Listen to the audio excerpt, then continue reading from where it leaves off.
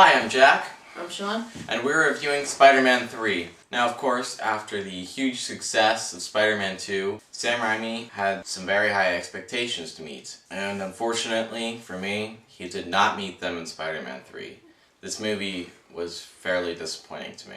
It's not necessarily that the movie is really bad, it's just that it could have been so much better. There's a bunch of things that don't add up to what you might already know from like the comics. Venom is way off in this movie. They butchered Venom. They butchered him all to hell. It's Eddie Brock too. I mean, he's supposed to be, this big, muscular, broad-shouldered guy, and he's just like this scrawny little wimp in this movie. Which isn't that big of a deal until he actually becomes Venom. He's smaller than Tobey Maguire as Spider-Man. He doesn't seem like much of a threat, especially compared to the big hulking behemoth that is Sandman. And that's another thing. They make him seem like a raging behemoth, like he has no intelligence at all. In the comics, when he got huge like that was how we fought, more out of convenience for Spider-Man not getting killed than anything. But, I mean, these movies took what made these characters good, and they amplified it. They made these characters fleshed out. Sandman could have been so much more. I honestly would have been so happy if this movie had just taken the whole thing of the symbiote out and just focused on Sandman and Harry Osbourne. My biggest problem with it is just that it wasn't handled well. As it is, the introduction of the symbiote is one of the weakest things in this film. You have the infamous emo Peter scenes. Oh yeah, and this movie ups the uncomfortable notch quite a bit. There are parts when Tobey Maguire does a very good job with the premise of Peter Parker being influenced by the symbiote to become aggressive and angry. I mean, there are parts where it actually works well, but most of the time it's awful. I mean, most of the time it's just uncomfortable and dumb. There's a scene where he's like on a date with Gwen Stacy, and he just starts getting up and like dancing around, and there's like a part in the middle of that where he's like snapping his fingers, and then you hear him like real softly say like, "Now dig this." And it's like, what? It gets silly a lot. This movie isn't as bad as everyone makes it out to be.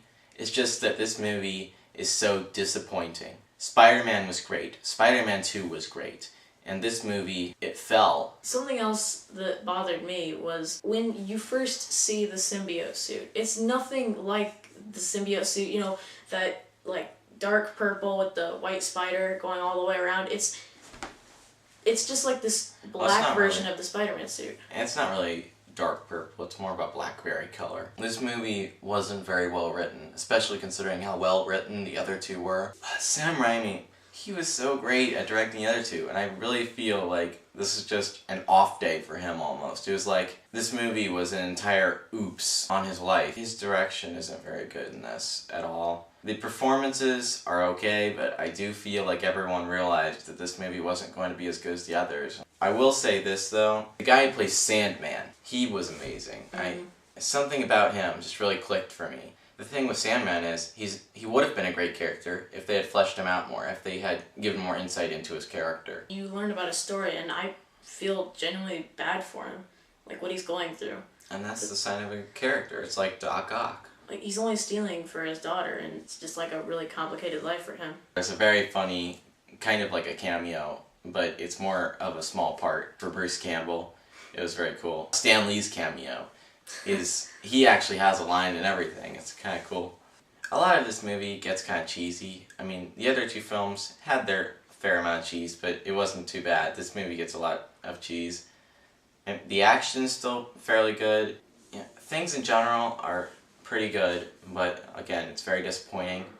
I'm going to give Spider-Man 3 a 7 out of 10. It's not a terrible film, but it's by no means great.